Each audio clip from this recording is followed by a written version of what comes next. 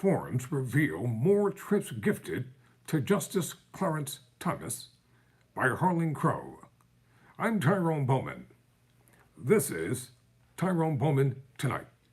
According to NPR, U.S. Supreme Court Justice Clarence Thomas released his 2022 financial disclosure form Thursday, providing new information about 3 trips last year on a private jet owned by billionaire Harlan Crow, a Thomas friend and GOP megadonor. The Thomas report and one form by Justice Samuel Alito was filed 3 months after the 7 other justices filed their disclosure forms, and after Thomas and Alito were granted extensions. The filing was much awaited in the wake of a slew of reports by ProPublica and other news organizations this year about Thomas's relationship with Crow and with other billionaire conservatives who have provided him all sorts of benefits, from luxury travel to financing a loan for a high-end RV. But neither the Thomas nor Alito filings provided much information about benefits received in previous years. The Thomas filing did provide some justifications or explanations for some of the private jet travel, and though the form released on Thursday covers only 2022, it seeks through the back door to justify other benefits that Thomas received from Crow in prior years.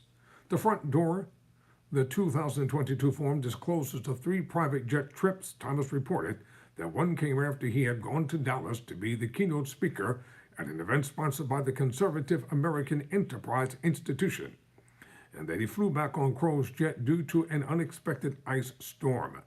The talk was rescheduled for May, and this time he took a round trip on Crow's private jet because of increased security concerns, quote unquote, concerns following the leak of the court's apportion opinion. The 3rd trip on Crow's jet was to and from Crow's estate in the Adirondacks for a vacation, where meals and entertainment were also provided. This is only sort of a half answer that we get today from Justice Thomas, said Gabby Roth of Fix the Court, a watchdog group that focuses on the federal courts. We know some of the private plane trips that he took in 2022, but he does not go back and list any of the trips that he took via private plane, via yacht, via helicopter that should have been reported in previous years. Nor does Thomas disclose the other benefits conferred on him by other conservative billionaires over the years. And there is every indication that the justice will not go back and amend previous reports to disclose such benefits. Rather, he uses his 2022 form to justify omissions that have come to light about his filings in prior years. In one section of the 2022 form, for instance, Thomas seeks to explain his failure to report Crow's purchase of a home that Thomas owned in Savannah, Georgia, a home where his mother still lives. That purchase was in 2014 and was not disclosed, an omission that Thomas calls inadvertent. He says he didn't realize it had to be disclosed as a real estate transaction because he and his wife had made improvements to the home over the years, and that therefore the transaction amounted to capital loss.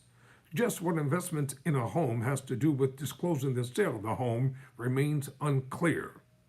But the fact that he has taken the occasion of the 2022 filing to explain his 2014 failure to disclose would seem to indicate he is not going to systematically go back and amend earlier filings. Further evidence of that is that he also reports on the 2022 filings several bank accounts, and a life insurance policy that were inadvertently omitted in his 2017, 2018, and 2019 filings, each of which he says earned less than $2,500 in interest. So what is his justification for reporting the Crow plane trips and luxury vacation in 2022, but not in the past? Thomas maintains that until this year, when the Judicial Conference clarified the role on personal hospitality, the guidance provided by the Administrative Office of the U.S. Courts was that judges did not have to disclose private transportation or luxury trips extended by personal friends, or as Thomas put it in Monday's filing, Filer is not aware of anything in the Judicial Conference, a regulation issued for more than 30 years ago, or in any advice provided by the Judicial Conference to judges that is inconsistent with this position. Translation: That was my understanding, he says, and there is no evidence I was wrong. I'm Tyrone Bowman. Never surrender. Never quit.